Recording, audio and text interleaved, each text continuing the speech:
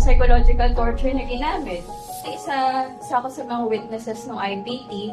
Bali, ang bitbit namin na kaso ay yung nang nangyari pagpupot at sampilitang pagpapasoretan sa amin ni Del Tamano.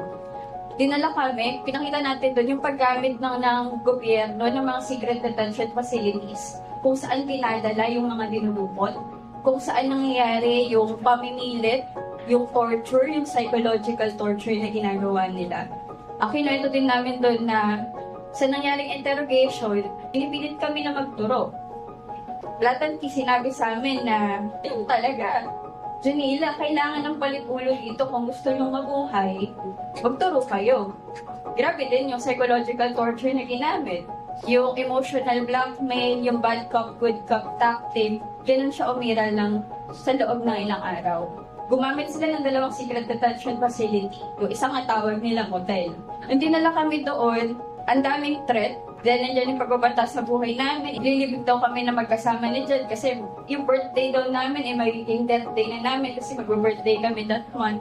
Tapos, sinabi ko putulin dila namin, tapos tutorturein. Meron pa silang linyahan na, pasalamat nga kayo, di pa namin kayo sinasaktan, di namin kayo ginagahasa. Gusto pa nila maging grateful kami sa kanila kasi hindi nila ginagawa. When in fact, their plan, ipakita talaga kami sa press conference bilang isang surrendering.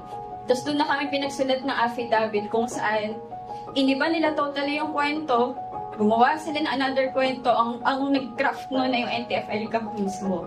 Gusto ko na din i-highlight na bago mangyaring abduction, 2022 pa lang, pabalik-balik na yung militar at NTF-ELCAC sa bahay namin. Pinipilit sinasabi sa mga magulang ko na pasukuin daw ako. Pabalik-balik sila na pati yung pamilya ko na na-threaten na din at nagkambala yung mapayapa nilang pamumuhay dahil doon. Nung nangyari na nga yung press call kung saan sinabi namin yung totoo, ang naging ending, kami na nga yung biktima. Paglabas namin, nag-file kami ng petition para sa writ of amparo. Ito ay isang protection order mula sa gobyerno. Nanghihingi kami ng proteksyon laban sa mga militar at NTF-ELCAC, pero anong nangyari? Bago pa man magkaroon ng decision doon, kami yung kinasuhan. May kaso kami ngayon na grave oral defamation.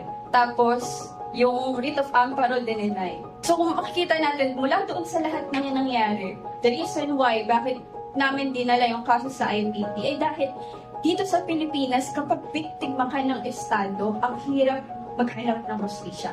Ikaw yung biktima, pero kailangan mong patunayan na biktima ka. Ikaw yung mapabatbat ng mga tanong kapag nasa korte. And it not the other way around.